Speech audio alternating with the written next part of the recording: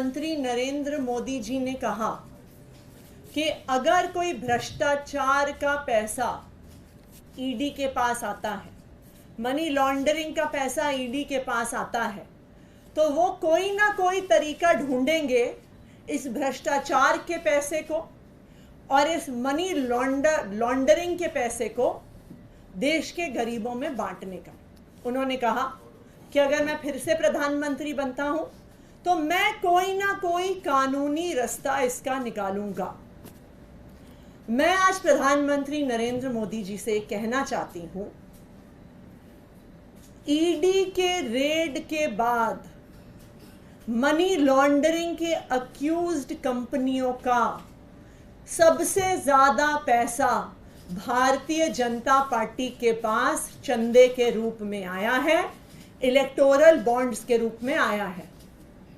जो पैसा ईडी के पास आया है उसको तो देश की जनता में बांटने के लिए आपको कोई कानून बनाना पड़ेगा, लेकिन इन सारे आरोपियों का, ये सारे मनी लॉन्डर्ड पैसे का सबसे बड़ा फायदा, इसकी सबसे बड़ी बेनिफिशियरी भारतीय जनता पार्टी रही है। तो अगर आप इन भ्रष्ट कंपनियों का पैसा, इन मनी लॉन्ड्रिंग कर रही कंपनियों का पैसा देश की जनता में बांटना चाहते हैं, जनहित में बांटना चाहते हैं, तो मैं आपसे आग्रह करूंगी कि जो 41 ऐसी कंपनियां हैं जिन पर आईटी की रेड हुई, जिन पर सीबीआई की रेड हुई, जिन पर इन्फोर्समेंट डायरेक्टोरेट की रेड हुई और जिन्होंने 2741 करोड़ रुपए का चंदा भारतीय जनता पार्टी को दिया है, आपको उसको बांटने के लिए, उसको जनहित में लगाने के लिए आपको कोई कानून नहीं चाहिए। तो मैं उनसे आग्रह करूंगी, मैं भारतीय जनता पार्टी से आग्रह करूंगी कि वो आज आकर पब्लिक में ये घोषणा करें कि 2741 करोड़ रुपए जो हमें ऐसी कंपनियों से मिले हैं जिन पर ईडी सीबीआई की रेड हुई है, उसको हम प्रचार में खर्च नहीं करेंगे, उसको हम चुनाव में खर्च नहीं करेंगे, उसको हम देश की जनता में बांटेंगे, हम किसी चैरिटी में देंगे, हम स्कूल बनाने के लिए, अस्पताल बनाने के लिए गरीबों को देंगे। उदाहरण के तौर पे, और ये सब जानते हैं कि एक एक करके जिन जिन कंपनियों पर सीबीआई ईडी ने रेड किया, उन्होंने कुछ दिन बाद इलेक्टोरल बॉन्ड खरीदे और भारतीय जनता पार्टी को पैसा दिया। सबसे पहले और सबसे नामी शराब कारोबारी शरत चंद्र रेड्डी, जिनको 10 नवंबर को ईडी ने गिरफ्तार किया और उनकी गिरफ्तारी के कुछ ही दिनों के अंदर अंदर शराब कारोबारी शरत रेड्डी ने 55 करोड़ रुपए का चंदा भारतीय जनता पार्टी को दिया। तो ये तो भ्रष्टाचार का पैसा हुआ, इनको तो ईडी ने गिरफ्तार किया था, तो मोदी जी के अनुसार ये पैसा तो देश की जनता में जाना चाहिए, उनको तो कोई कानून नहीं रोकता। तो मैं आग्रह करूंगी कि आज ही जेपी नड्डा जी प्रधानमंत्री नरेंद्र मोदी जी की तरफ से ये घोषणा करें कि जो 55 करोड़ रुपया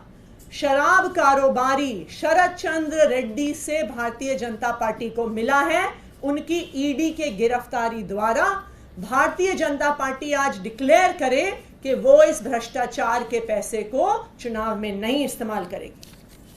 दूसरी कंपनी फ्यूचर गेमिंग, जिस पर अप्रैल 2022, सितंबर 2022, जुलाई 2022, अप्रैल 2023 में ईडी की रेड हुई। इस फ्यूचर गेमिंग कंपनी ने 52 करोड़ रुपए का चंदा इलेक्टोरल बॉन्ड्स के थ्रू भारतीय जनता पार्टी को दिया है।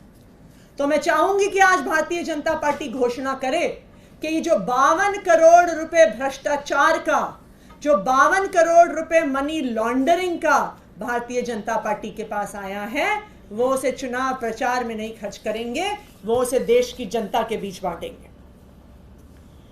हल्दिया एनर्जी लिमिटेड, मार्च 2020 में सीबीआई की यहां पे रेड पड़ती है और उसके बाद 105 करोड़ रुपया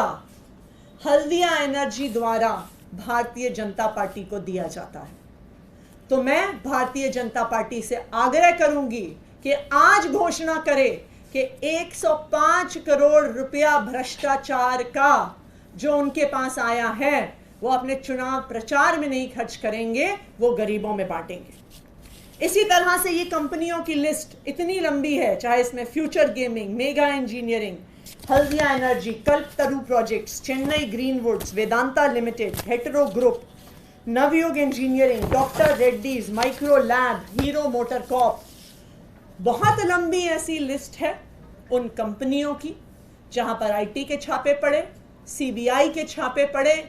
ईडी के छापे पड़े और फिर भ्रष्टाचार का पैसा भारतीय जनता पार्टी में गया। तो प्रधानमंत्री को देश में तो कानून लाना पड़ेगा इस पैसे को गरीबों में बांटने के लिए। तो फिर वो कह रहे हैं कि मुझे फिर से वोट दीजिए, लेकिन मैं भारतीय जनता पार्टी को ये कहूंगी कि भारतीय जनता पार्टी के अकाउंट में जो पैसा है, जो भ्रष्टाचार का पैसा है,